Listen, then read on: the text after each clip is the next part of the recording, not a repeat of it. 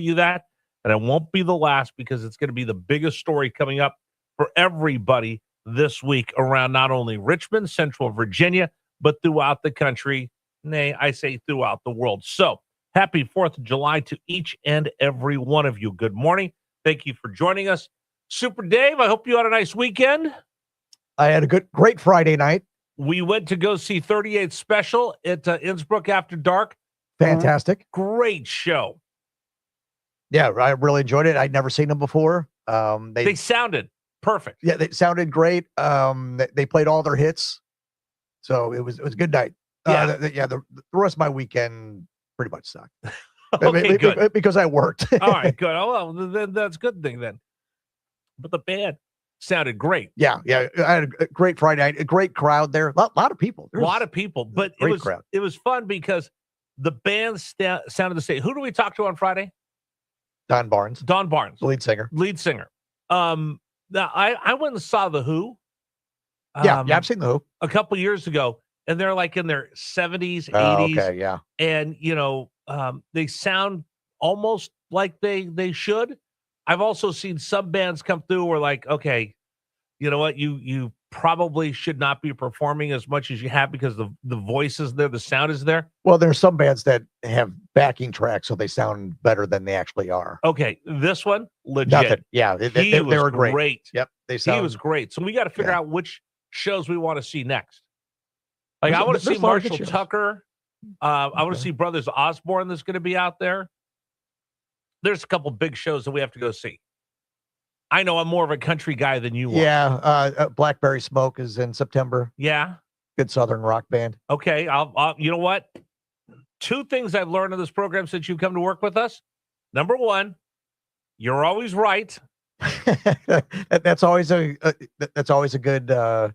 good rule to go by. And number 2, when you tell me to shut up and talk, just shut up and talk and get to work. So it was great. We had a wonderful time out there. So thanks for hanging out with me and my wife out there at Innsbruck After Dark. I can't wait. We should try to get our hands on some tickets to give away for some of these shows. That could happen because you're a big live music guy. I love live music. Yeah. I'm more of a sitting a sports bar eating potato skins guy. I love doing that too. But maybe I should hang out with you more often at some of these shows. Right? Well, let's don't get crazy. Go ahead, say it. Shut up and talk. All right, let's get to Richmond's Morning News Read this morning here on News Radio WRVA. All right, big story of the day. You saw it over the weekend. And again, folks, maybe just me. I wake up in the middle of the night. I look at my phone. All right, is anything new going on between the U.S. and Iran? Because this keeps going and going and going and going and going. VA budget. We'll get to that in just a second. But let's start with our biggest story of the day. The General Assembly is coming back. Gary just reported it. Abigail Spanberger got the budget. They fought over it for the longest time, waited to the last minute, and then they gave it to her, and she goes, oh, hold on, I've got some more amendments. That's story number 1. Number 1. Virginia, we finally got a budget. Guess what paid the price when they chose to nudge it? They found a brand new piggy bank to raid. Now everybody's cheering for the deal they made. Portsmouth Lucas got the money she sought. Data center Diva got the deal she bought. Amazon Don says it's all fine and grand, but nobody's sure where it's hitting the land.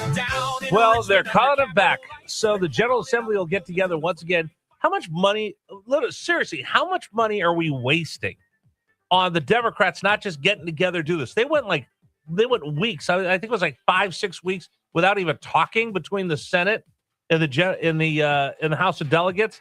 Then they get this budget. They finally get it done. They get it over to the governor. She goes, oh, hold on, I got these. How about being a little bit more efficient? How about being a little bit better with our tax money? Oh, I'm sorry. That would be ridiculous to ask out of this General Assembly. Anyway, they'll get back together. By the way, the budget is due tomorrow. We'll see what happens at the General Assembly. Story number 2, like I said, I kept looking over the weekend to see what's going on between Iran and the United States as shots were fired. That's our second big story of the day. Number 2. It's confusing, the fog of war, because there's lots of different groups in Iran. The communication's unclear. But the president's made clear it's tit for tat. If they're going to impose violence and weaponry on the strait, that they're going to get hit back, and they're going to get hit back hard. So over the weekend, the United States and Iran go back and forth. Iran has attacked drones that went after a ship. The U.S. retaliated, hitting her back. Then the Iranians fire missiles towards our bases in Bahrain and some other places. The U.S. goes back, hits them again. I'm going to talk to Brian Kilmeade about this coming up on the program. My big question is, are they really trying, or are they just kind of stringing us along? That's something to talk about this morning on Richmond's Morning News. All right, story number 3, USA 250, our semi-quincentennial, the Great American State Fair has begun in Washington, D.C. People are getting ready for fireworks. I know in front of my house, I've got as much red, white, and blue as I can find. That's our third big story of the morning. We wanted freedom when I wrote this. We didn't let it go away. We got our independence and it's still going on today. We signed a declaration so we'd never forget what we got. I whipped out my quill pen and gave it my John All right. Hancock. There you go. USA 250 semi-quincentennial. Super Dave, can I make this kind of really cool? Can I share this really cool thing with the audience right now? Do a flex. All right, it's not a flex. It's actually a very humble thing today. So third story this morning, I'm going to make a little bit personal.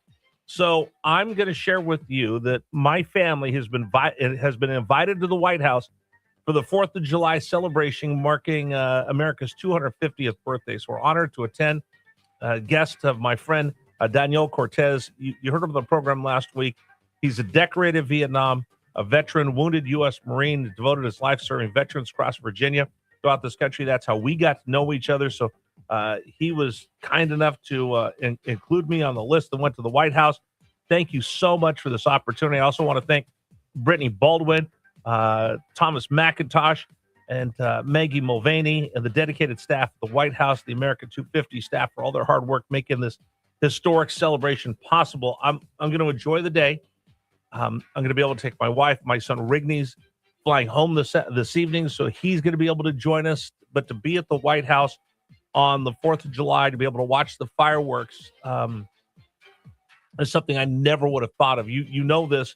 I've said it since day one. I could not think of a better place to be than right here, this part of the country, for the 4th of July and our semi-quincentennial, but to be invited to the White House to watch the fireworks from the South Lawn is something that I'll never forget. It is a lifetime memory, and I'm just humbled that the White House staff and the American 250 staff saw fit to invite myself, my family, and again, Daniel Cortez. Thank you so much. I appreciate it. It's going to be an amazing day. I'll take lots of pictures. I'll have lots of great stories to tell you before and after as we get ready for a semi-quincentennial. All right, let's move on to story number 4. The World Cup is up and running. Canada's made it to the field of 16. Number 4. All right, World Cup fever continues to go around. We see all these photos, and I was on in Philadelphia over Thursday and Friday doing a talk show on our sister station, WPHT. We talked about it a lot. That's a World Cup site. The Europeans and the people around the world coming in going crazy. But I do have people in America complaining about the World Cup, and I just got to shake my head. We're going to talk about that this morning here on News Radio WRVA. And finally, this is going to be a great story for you. How about this? Are you getting ready for your 4th of July cookout? Well, I have a gentleman that was trying to get ready for his 4th of July cookout, but he kind of crashed out as well. Number 5.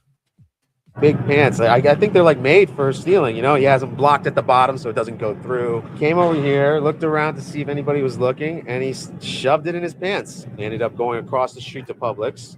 One of my employees was on break and saw all the rest of the stuff that he had. Brisket, wine, called the cops, and we got everything back. He ran off after we got the stuff back. By the time the cops got there, he was gone. But they have a good description. They have the video, and I'm sure he's on foot somewhere. Wow.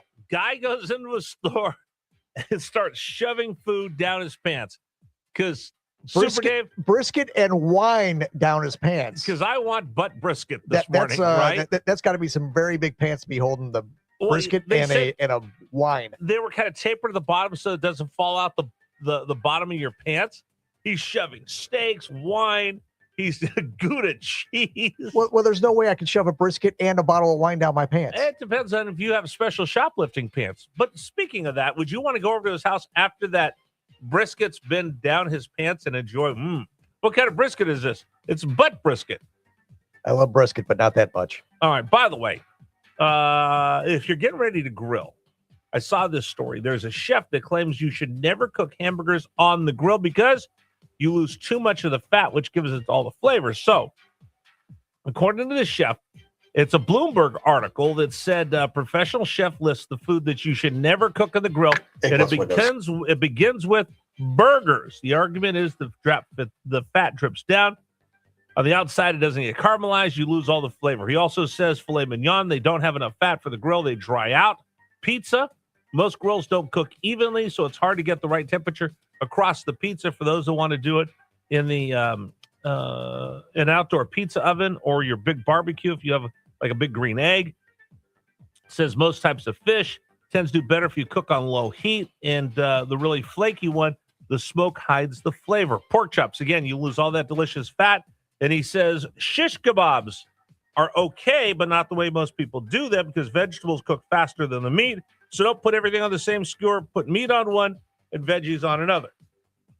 And that's his advice as you get ready to cook out for this 4th of July. There you go. If you want to comment, what is the best thing to grill?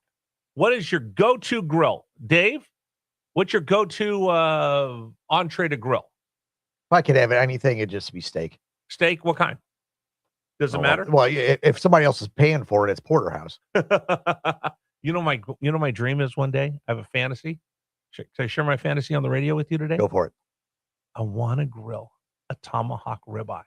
I did. I have. Yeah. And it was amazing. I tried to reverse sear it, but it didn't work out very well. But it's still so it was overdone a little bit, but it's still delicious. It's like $150 to get a good one.